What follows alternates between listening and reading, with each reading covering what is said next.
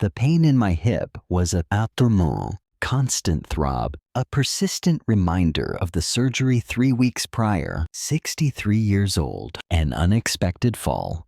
And now I was tethered to this hospital bed, my body a fragile prison.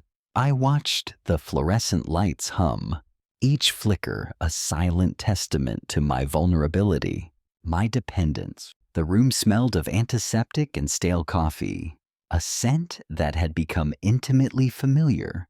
My phone, a cheap burner model I'd picked up from a vending machine, buzzed on the nightstand. It was Hartman, my lawyer. His voice, usually clipped and precise, was edged with a peculiar strain. Conrad, we have a problem. A legal filing just landed on my desk. Stalking. A woman named Lydia Vance claims you've been harassing her.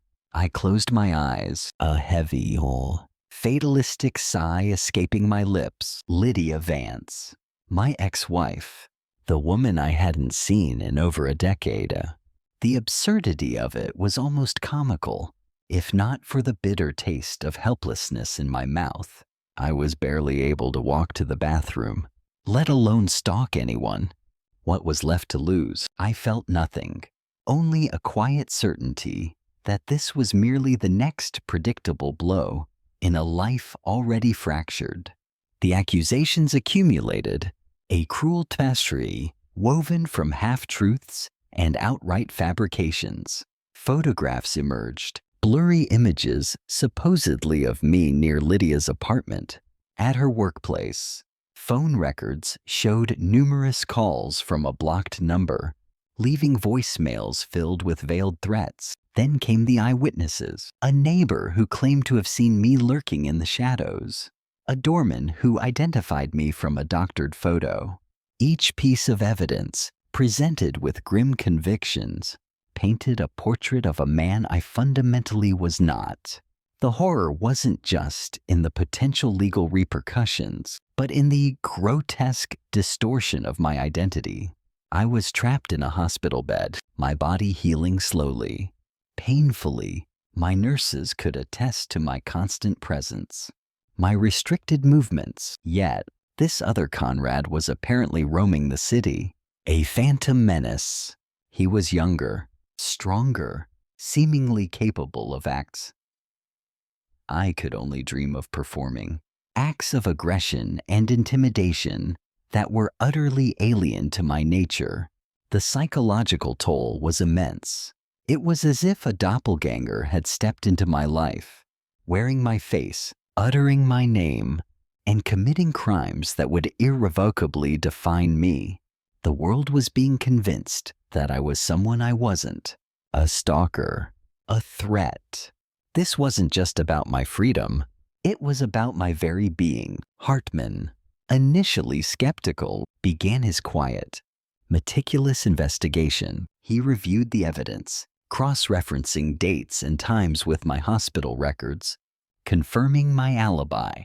The initial defense was simple, undeniable. I was hospitalized. The deeper truth, however, proved more elusive. The photographs, upon closer inspection, revealed subtle discrepancies. The man in the images, though strikingly similar, was not me. His hairline was slightly different, his gait imperceptibly off. Lydia, it seemed, wasn't fabricating the stalking entirely. She was simply misidentifying her tormentor. The discovery of a man who looked exactly like me sent a cold shiver down my spine. A ghost, not of the past, but of a twisted present.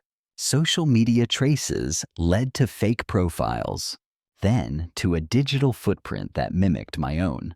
Phone number spoofing had been used to make the calls appear to originate from my old, disconnected number. The layers of deception were intricate, deliberate. Lydia's fear was real, but it was being exploited, directed at me. I began to see the true nature of this weaponization of identity. Not a random act, but a calculated effort to ruin my already precarious existence. The question shifted from, who is doing this, to why are they doing this to me? The answers were slow in coming, pieced together from digital crumbs and human frailties, revealing a manipulator with a colder, more personal agenda than simple harassment. The confrontation was brief, stark. Hartman had arranged a meeting in a nondescript conference room at his firm. Lydia was there, flanked by her own lawyer, her face etched with exhaustion and lingering fear. I sat across from her, my posture deliberately calm, my presence a quiet challenge. Hartman laid out the evidence, enlarged photographs of the imposter, clearly demonstrating the subtle physical differences, timelines of my hospitalization, certified by hospital administration and attending physicians.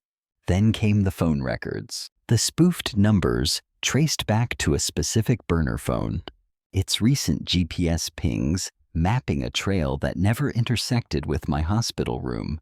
Lydia's lawyer shifted uncomfortably, the air in the room growing heavy with irrefutable truth. Finally, Hartman presented the last piece, a cached social media page, now deleted, belonging to Lydia's new partner, a man named Jeremy. It contained boastful posts about fixing Lydia's past problems, posts that coincided precisely with the onset of the stalking. There was a photo of Jeremy caught at an odd angle, revealing a startling resemblance to me, especially when he wore a hat. He had used my fractured past, my isolation, my legal vulnerability, to eliminate me from Lydia's life completely, framing me from the safety of her unsuspecting fear. The room was silent. Lydia stared at the screen, her expression slowly morphing from accusation to a dawning, terrible understanding. There was no theatrical confession, no dramatic outburst, just the quiet, crushing weight of exposure, the truth settling like dust. The physical recovery from surgery was a slow, arduous climb, each step a battle won. The legal proceedings against Jeremy were swift, the evidence against him undeniable. His motive, a desperate desire to erase my presence from Lydia's life, was laid bare. He received a substantial sentence. Lydia and I never fully reconciled, but a quiet understanding had settled between us. She had been a victim of manipulation, her fear turning her against me. In a small cafe, weeks after the trial, she spoke of the insidious nature of the lies. "He made me believe you were still the same," she said, her voice soft, "that you were still capable of that darkness." I nodded, reflecting on how easily a person's identity could be twisted, how quickly digital shadows could obscure solid truth. Reputation, once tarnished, was a fragile thing. Technology, a double-edged sword capable of both exposing and fabricating. Human endurance, however, proved to be a stubborn, resilient force. The truth had not come quickly, but it had left its indelible trace, a quiet testament that even in the darkest corners of deception, light eventually found its way. I walked out into the sun, feeling the warmth on my skin. The world still had its shadows, but I was no longer lost in them. My name was Conrad. I was myself,